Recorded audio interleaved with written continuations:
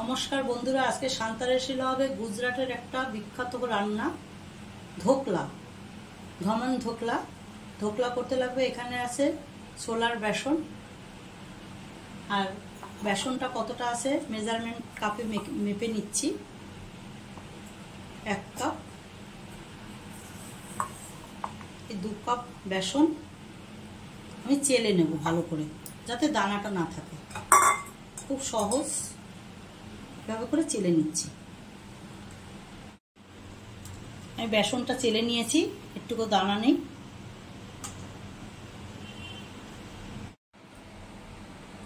অল্প দিয়ে দিচ্ছি হলুদ,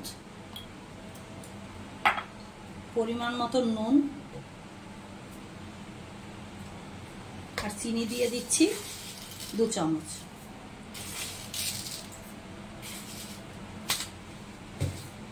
এবারে অল্প জল দিয়ে অল্প অল্প করে গোলাটা তৈরি করে নেব। বেশি জল দেব না, আগে দেখবো এটা গোলাটা আস্তে আস্তে গুলে নেব। আমার বেসনের গোলাটা দেখুন এভাবে হয়েছে।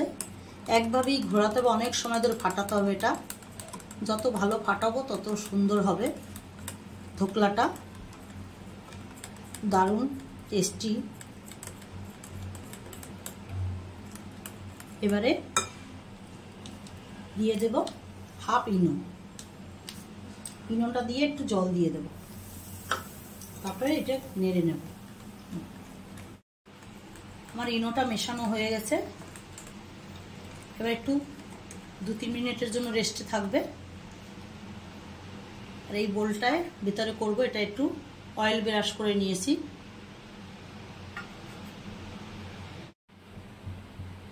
বাটিটার ভিতরে অয়েল ব্রাশ করা আছে।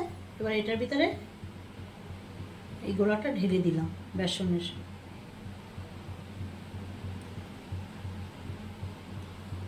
একটু সেট করে নেব। এবার কড়াতে জল দিয়েছি, আর একটা স্ট্যান্ড বসিয়েছি।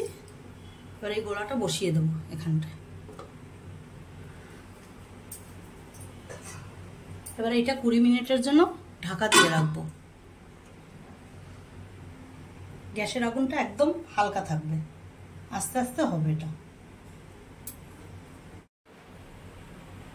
ধোকলার তরকাটা করার জন্য এখানে সামান্য তেল দিয়ে দিলাম, সাদা তেল। আর দিয়ে দেবো সর্ষে 1 চামচ,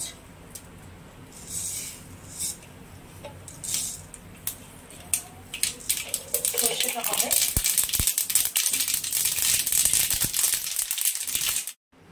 এবারে কারি পাতাটা দিয়ে দিচ্ছি, কাঁচা লঙ্কা দিয়ে দিলাম,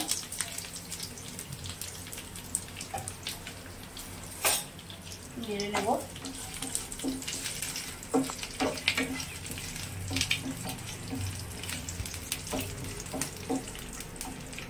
নেড়ে নিচ্ছি, একটু ভাজা ভাজা হবে।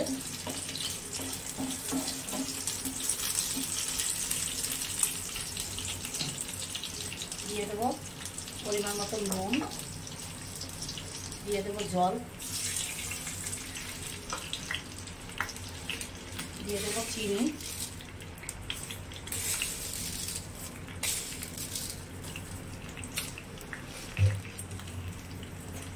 এটা একটু ফুটে উঠবে।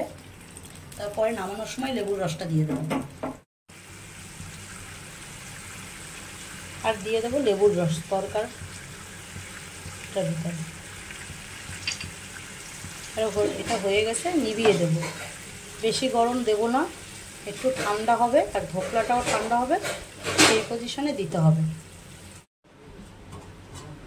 দেখুন কি সুন্দর ফুলে উঠেছে। আর একটু সময় হবে, আর একটু ঢাকা দিয়ে রাখি, তারপর কাঠি দিয়ে দেখব। দেখুন আমার ধোকলাটা কাঠি ঢুকাই দেখছি পুরো একদম হয়ে গেছে। এবার 5 মিনিটের জন্য ঢেকে রেস্টে রাখবো।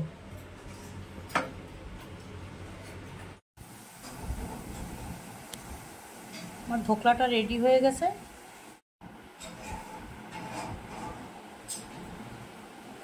এবারে এইটা এই প্লেটটার ভিতরে এভাবে গুড় করলেই হয়ে যাবে। দেখুন কত সুন্দর সফট হয়েছে। এবার কেটে দেখাচ্ছে। এবারে যে তরকাটা দিয়েছিলাম সিরাপটা একটু উপর দিয়ে দেবো, দিলে ভালো হবে।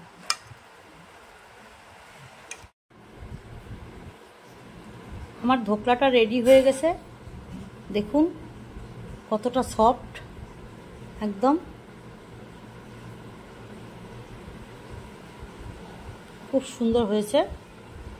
যদি ভালো লাগে তাহলে আমার এই রেসিপিটা লাইক শেয়ার কমেন্ট অবশ্যই করবেন।